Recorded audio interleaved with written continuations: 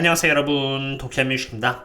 우선 어제 CPI 지수가 발표가 되었고요. 보신 바와 같이 콜 CPI와 헤드라인 CPI 모든 부분에 있어서 실제 지표가 컨센 대비 약한 모습을 보여주면서 주가는 굉장히 큰 폭으로 상승하는 모습을 보여주었습니다. 그럼 어떠한 이유에서 CPI가 낮게 나온지를 간단하게 보겠는데요. 우선 헬스 인슈런스는 9월달만 해도 이렇게 3.5%가 하락했다는 것을 볼 수 있지만 이제는 1.1%가 인상되었다는 것을 볼 수 있습니다. 하지만 여기 건강보험의 부분은 사실 다른 부분에 비하면 매우 빈약했습니다. 에너지 섹터를 보시면은 8월달은 이렇게 5.6%의 상승을, 9월달에는 1.5%나 올랐지만 10월달에는 무려 2.5%나 빠지면서 물가락을 주도한 것으로 밝혀졌습니다. 그리고 중고차도 마찬가지로 이렇게 0.8%가 빠지면서 전체적인 Transportation Commodities Less Motor Fuel 쪽에서 0.4%가 빠진 데도 기여를 한 만큼 인플레이션보다 오히려 디플레이션스러운 요소가 많았던 CPI였습니다. 그로 인해 S&P 500은 순식간에 4,500 근처까지 이렇게 몇 개의 갭을 만들면서 급하게 올라갔고요. 볼린저 밴드 관점에서 바라봤을 때, 그리고 RSI 관점에서 바라봤을 때도 이제 거의 어퍼 리밋 이상에 위치하고 있는 상태이고, RSI 또한 마찬가지로 67.79로서 거의 과매수 상태에 있는 만큼 주가가 굉장히 가파르게 상승한 상태가 되어버렸습니다. 이것은 제가 저희 멤버십 분들께 미리 공유드린 CPI 전망으로 실제로 이번 달에 발표된 10월 달의 CPI 수치는 이렇게 3.28% 정도가 전망이 되고 있었고, 그 다음 달은 3.25%가 전망됨에 따라서 인플레이션이 잡히고 있음은 이미 알려진 사실이었습니다. 하지만 중요한 것은 속도로 얼마나 빨리 인플레이션이 잡히면서 3% 언더로 잡히느냐인데, 우선 이번 CPI의 경우는 3.2%가 나오면서 전체적인 전망이 하향조정이 될 수 있음을 시장에 증명해 주었고 좋은 부분이었습니다. 다만 여기 보시는 것처럼 1월달에 발표될 12월달의 CPI 수치는 다시 큰 폭으로 리바운드 될 것으로 실제로 이러한 전망들의 모습을 보여준다면은 인플레이션은 여전히 스티키함이 증명될 수 있다는 리스크가 존재하는 것입니다. 그리고 저는 개인적으로 매크로만을 분석하는 게 아니라 원유 펀더멘탈도 분석을 하는 만큼 어떠한 이유로 인해서 여기 1월달에 발표하는 12월달의 CPI 결과가 이렇게 리바운드 할 수 있는지의 원인을 알고 있습니다. CPI가 큰 폭으로 하락한 가장 큰 이유 중 하나가 바로 에너지의 하락이었던 만큼 원유의 리바운드는 CPI의 리바운드의 주 원인이 될 수 있는 상태로, 여기 11월 6일의 기사를 보시면은 실제로 이렇게 사우디와 러시아가 그 다음 달인 12월 달에 2014년 대상으로 해서 원유 생산량을 늘릴지 말지를 정할 것이다라고 발표를 하였습니다.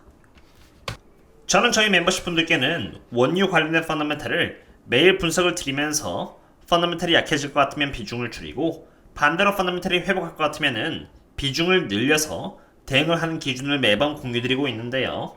참고로 유가가 90달러대에서 78달러 하락하기는 했지만 저는 이미 이렇게 유가가 이미 87달러 이상이었을 때 10월 13일날 미리 유가의 펀더멘탈이 약해지고 있음을 포착하였고, 이렇게 보시는 것처럼 저희 멤버십 분들께 어느 정도는 대비를 해야 한다고 하면서 수익이 나고 있는 부분을 조금은 현금화해야 한다고 분석을 드렸고, 이렇게 어느 정도는 대비한다라는 포스트를 2개 남기고 난 뒤에 유가가 떨어지고 원유식들이 떨어지면서 수익을 미리 챙긴 돈으로, 여기 보시면 이렇게 11월 7일과 11월 8일에 전략 수립의 기간과 또 다른 기회, 그리고 위기를 기회로 바꾸는 방법이라고 포스팅을 드렸고, 집중 분석을 하면서 어느새 유가는 반등을 하였고 하이어스트 컨빅션 종목이라고 하면서 29%의 업사이드를 갖고 있다고 분석한 선코어는 이미 7%가 올라왔으며 추가로 너무 감사하게도 오늘 배당을 5%나 올려주었습니다. 어쨌든 저는 매크로와 원유 펀더멘탈을 매일 멤버십 분들께 공유를 드리고 있고, 이번 11월 달에만 네이버 측에서 50% 할인을 해주는 만큼 많은 참고 부탁드립니다. 어쨌든 다시 돌아와서 11월 26일에는 오펙 플러스 회의가 있고 12월 초에는 사우디의 24년 감산 인정에 대한 여부가 결정이 납니다. 그리고 이번 11월에 IEA 측으로부터 오일 마켓 리포트가 발표가 되었는데요. IEA는 원유에 대한 전망을 매우 과소평가하는 편인데, 그럼에도 불구하고 24년에 수요가 떨어지지 않고 이렇게 보시는 것처럼 올라갈 것이라고 전망을 했습니다. 2019년과 2022년 그리고 2023년보다 여기 1월달을 시작으로 해서 12월까지 더 높은 수요를 기록할 것이라고 보고 있고, 게다가 정제마진은 이렇게 가파르게 내려가면서 바닥을 한번 찍었다가 다시 이렇게 회복을 하고 있는 상태로 수요에 대한 선행지표인 정제마진이 이렇게 반등을 하고 있다는 것은 수요가 다시 회복하기 시작했음을 의미하는 것입니다. 어쨌든 이러한 정황들을 봤을 때 CPI는 이번 달에 이어서 다음 달까지는 하락을 하다가 1월 달을 시작으로 12월에 CPI를 발표할 때 반등의 가능성도 배제할 수는 없을 듯 합니다. 물론 전망이 그렇다고 해서 그렇게 된다는 법은 없으니 항상 그랬듯이 매일 시장의 상황을 알아보고 멤버십 분들께 매일 그 흐름을 공유 드리겠습니다. 그럼 이제 일드 커브를 보겠습니다. 이것은 10년 국채금리에서 2년 국채금리를 뺀 부분으로 제가 이 차트에 집중을 하는 이유는 여기 이렇게 보시면은 일드 커브의 흐름에 따라서 S&P 500이 정반대 흐름을 최근까지 보여주었기 때문입니다. 지금 일드 커브가 이렇게 제가 빨간색으로 그어놓은 부분인 0% 아래에 있는 이유는 2년 국채금리가 여전히 10년 국채금리보다 높은 위치에 있기 때문에 인버트 된 상태로 결국 시간이 지남에 따라서 이러한 일드 커브는 이렇게 올라오게 되어 있습니다. 지금까지는 연준이 금리를 떨어뜨리지 않고 계속 동결 상태로 놔두었기 때문에 2년 국채금리는 그냥 거의 큰 움직임 없이 픽스된 상태로 있었고, 바로 그러한 이유에서 10년 국채금리가 변동성을 보임에 따라서 예를 들어서 10년 국채금리가 상승할 때는 주가가 하방 압력을 받고 10년 국채금리가 하락할 때는 주가가 상방 압력을 받는 등의 움직임을 보여준 것입니다. 하지만 그런 부분은 이제 점차 바뀌려고 하고 있습니다.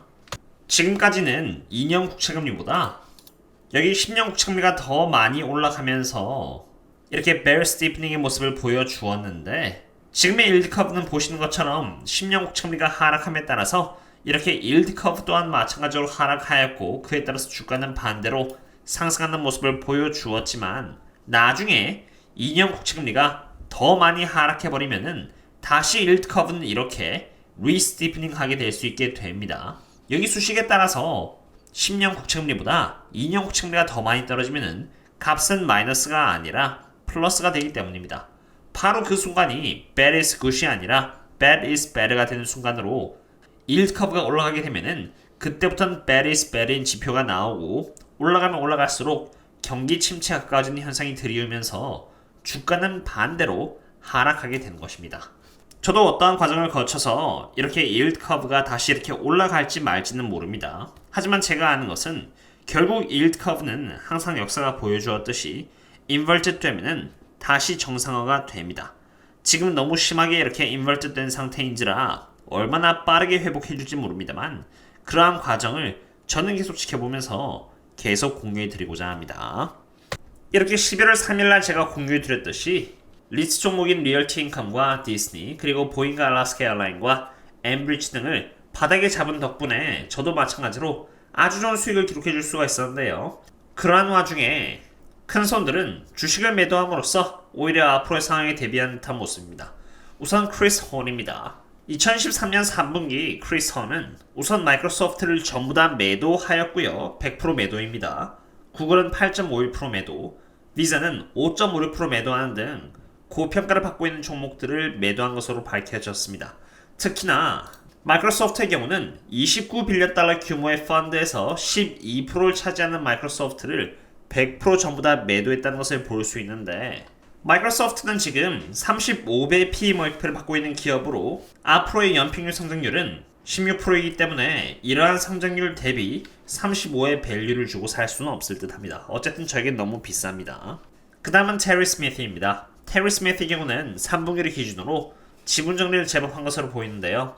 우선 에스티 로더를 이렇게 전부 다 100% 매도하였고요. 메타의 경우는 11.44% 정도를 팔았습니다.